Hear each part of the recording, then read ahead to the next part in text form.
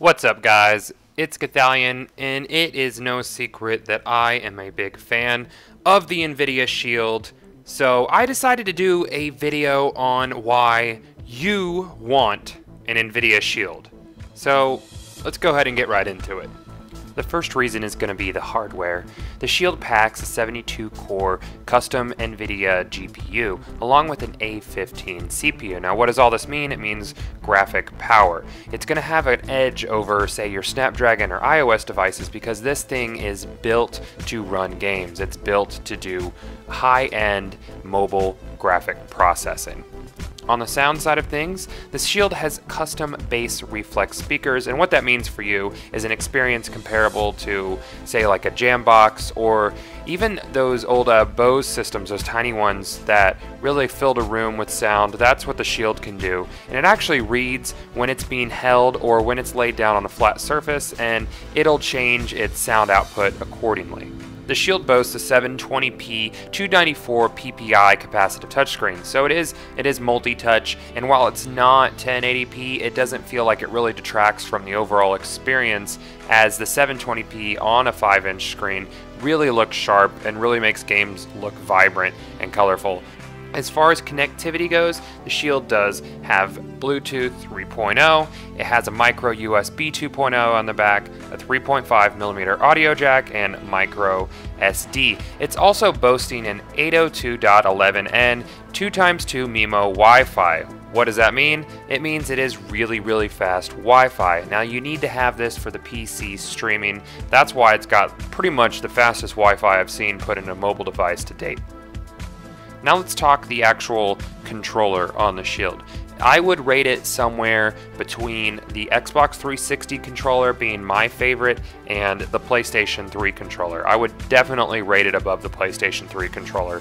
I'm not a big fan of the sticks on those. The sticks on the Nvidia SHIELD feel nice. They have a bit of give and they also have a bit of resistance on them. The triggers feel nice, they have plenty of resistance. My only complaint is that the sticks are not staggered, but I'm sure that is done for hardware reasons. They sort of need to be recessed into the SHIELD a little bit so the clamshell can close. I feel like if the stick was where the D-pad is, then perhaps it wouldn't be able to close all the way. So I really like the controller. I've used it for hours on end and it stays comfortable. I wouldn't quite put it at the level of the Xbox 360 controller because I feel like they've sort of hit that, like, this is the mark, this is a sweet spot, but the SHIELD really comes as close as it can without getting viciously sued by Microsoft, because it's as close as you get to the Xbox 360 controller without a lawsuit.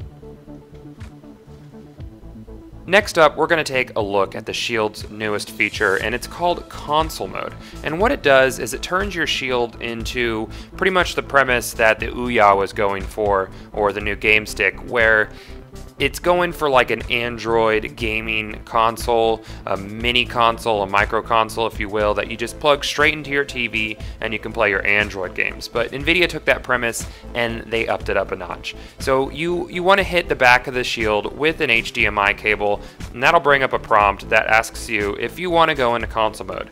By going into console mode, you turn off the screen on your SHIELD, and from that point forward it will display only through the HDMI. You can go ahead and close the clamshell and all of your games will be beamed straight to your TV.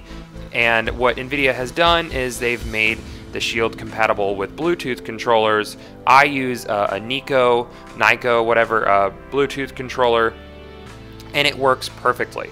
I have my SHIELD hooked up through HDMI, it's coming out through my TV, and now I can play all of my Android games, or if I'm in another room from my PC, I can stream all my PC games straight to my SHIELD, put it in console mode, and it'll output in 1080p, and it'll run beautifully. And while we're talking about PC streaming, I have to touch on the fact that Nvidia has upped the frame rate on the PC streaming feature. It is now out of beta. They're calling it Game Stream. And when it was in beta, it was around 24 to 30 frames per second. And as a PC gamer, that is kind of but they recently updated it. And now PC streaming is in a locked, full, solid 60 frames per second. Absolutely no input delay. I love this feature.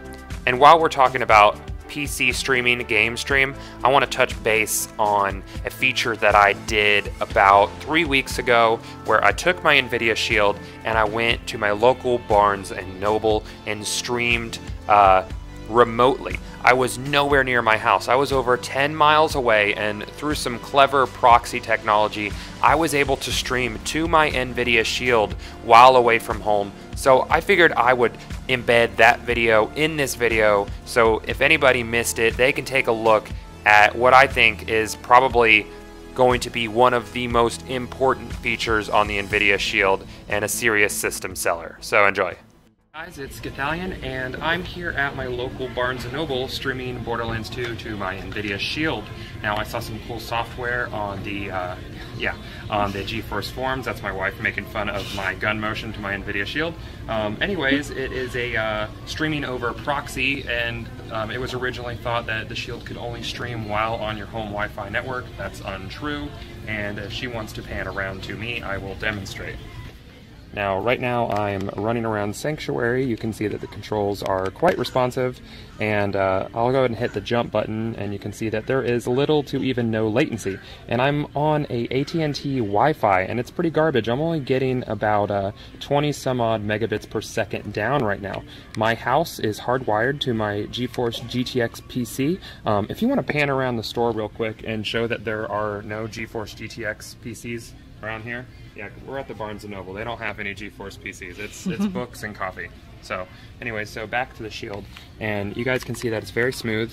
It's very fluid. Everything's working the way it should over proxy server, the same way it would while you are at home. So I sort of see that remote streaming feature as being the killer app on Nvidia Shield, and I hope to God that Nvidia is working on it officially, because I was using unofficial software. So we're back in console mode, and I'm playing a game that does not have official support for the Nvidia Shield, but Nvidia has added a feature called Gamemapper, where you can map the physical controls on either your Bluetooth controller or the Shield controller to do gestures or button presses on screen. So this pretty much takes the Shield's library and makes it infinite, because now you can play all of your like Angry Birds and games that were only touch screen controls. I've taken what is this, Arcane Legends, and I've mapped controls to it. And I actually got an email from Nvidia this morning saying, hey, we have made 100 mappable games, and what they do is they put these mappings on a server. And if you make your own mappings and you send them to Nvidia and they're like, wow, these are really well made, they'll put them on the server, and then when someone downloads the game on their Nvidia Shield, they will automatically receive that update for their game. So they'll be able to play these games that are touchscreen only with the physical controls. So it sort of like breaks that boundary in between this is a touchscreen game and this is a game that can use a gamepad. So they are letting you fully map your controls to your liking. PC gamers love to customize, and they'll really appreciate this feature. Now, the last point I want to touch on is library, and I did mention it a little bit before within PC streaming and a bit of the Android on the console mode that I showed. But I really want to talk about how vast the library really is when you think about it for the Nvidia Shield.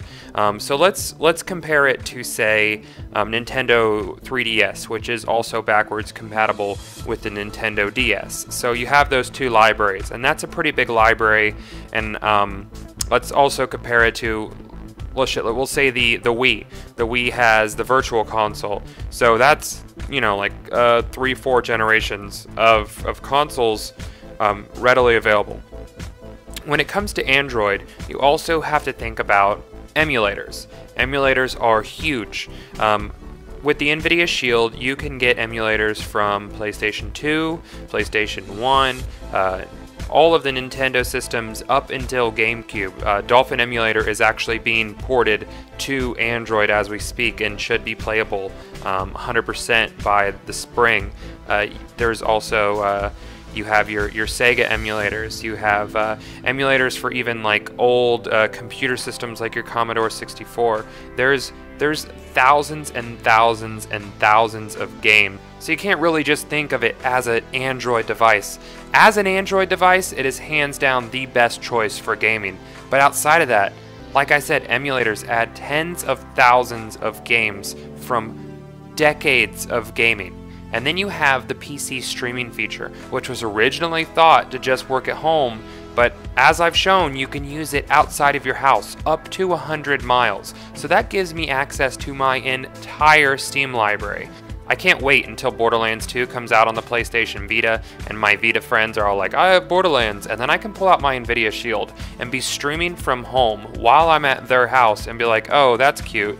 How are the 30 frames per second and then not having physics on your Borderlands? Because that's the experience that you will constantly get with an Nvidia SHIELD. If you have a decent internet connection, like I'm talking maybe 10 down, try to have at least in the area of 5 to 10 megabits upwards, then you're going to be able to have a fairly good experience streaming outside of your house, let alone inside on your local Wi-Fi. That is a perfect gaming experience. People always ask me, how is the input latency? It doesn't exist. When I was playing 10, 20, 50 miles from home, the input latency was better than it was on OnLive, which was actually optimized for this. It is near to no input latency from a controller streamed over the internet back home. So we're talking tens upon tens of thousands of games. You're not going to get that experience on any other handheld but an Nvidia SHIELD. Look at the Vita. The Vita has a little bit of backwards compatibility via the Sony online store, and it can play, I guess, a few of the old PSP games. Now I have a PSP emulator on my SHIELD, and I can play the old Monster Hunters. I can play Power Stone Collection, which is awesome. And why haven't they made another Power Stone yet? Come on, Capcom, Power Stone 3. I digress. The SHIELD is your choice for library. There is no other handheld in the world that has a bigger library than this. So on our way out, we're going to talk about price point. Yes, it's a $299 device on its own, and that's a bit of a hefty price tag when you just look at it and you think, oh, that's just an Android device. But when you look at it and you say, oh, well, software is really cheap, and you compare the price of software just on the Android store compared to a Nintendo 3DS game or a PlayStation Vita game, which run around $40, your spending on software is going to be much less. It's the PC of handhelds, because when you get a PC, the initial buy-in is a bit higher than a console, but then over time, your games on Steam are cheaper. You have your Steam sales. You have a lot of free games going on PC, and it's the same situation for the Nvidia SHIELD. And also touching on price right now, if you're in the market for a new GPU and you're already a PC gamer and you happen to buy an Nvidia GPU, I believe between October 28th and some odd time in November, you get $50 to $100 off an Nvidia SHIELD. So if you buy a GTX 770 Plus, then you're going to get an Nvidia SHIELD for $199, which is the same price point as the PS Vita. So now would be the time to get it. And before we end this, I do want to make it clear that I don't actually receive any sort of monetary compensation from Nvidia.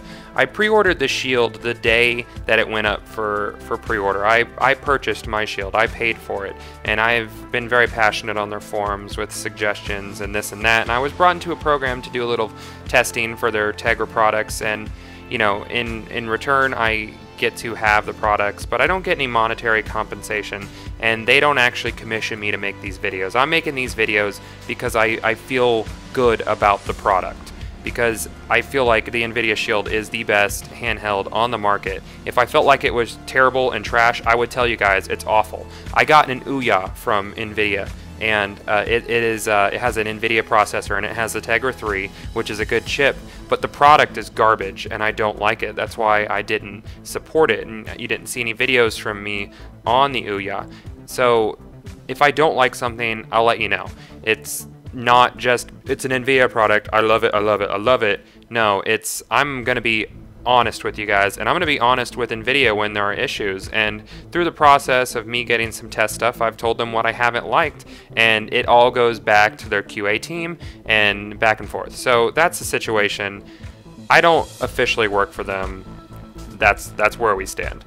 Anyways, guys, I would fully recommend that if you're young, ask for a Shield this holiday season, and if you have a little extra money, whether it be around the holidays or in tax season, order a Shield. You will not regret it, especially if you are a PC gamer. This thing is the perfect companion to PC gaming. And speaking about companions, one last point before I go, I've actually gotten the Nvidia Shield to work as a smart glass app, and with the Xbox One and the PlayStation 4, they're going to have companion apps that let you actually control game action through the device. And with the Gamemapper on the Nvidia Shield, you'll actually be able to map gestures and screen presses to buttons. So you'll be able to control your Xbox One and PlayStation 4 with an Nvidia Shield, and I feel like that is also kind of a huge selling point if you're looking at a tablet or smartphone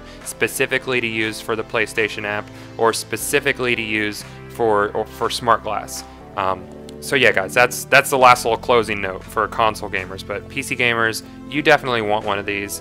AMD guys, even if you're a little bummed that you can't stream to your PC. The reason you can't stream to your PC is because the GTX hardware has a special H.264 encoder on it, and it's hardware based, so they can't stream to you. But if you're looking for just the best quality Android gaming device on the market, get an Nvidia Shield. So yeah, guys, keep it locked here for all information on Nvidia Shield and Tegra products. Don't forget to rate, comment, and subscribe, and I will see y'all in the next Android Spotlight.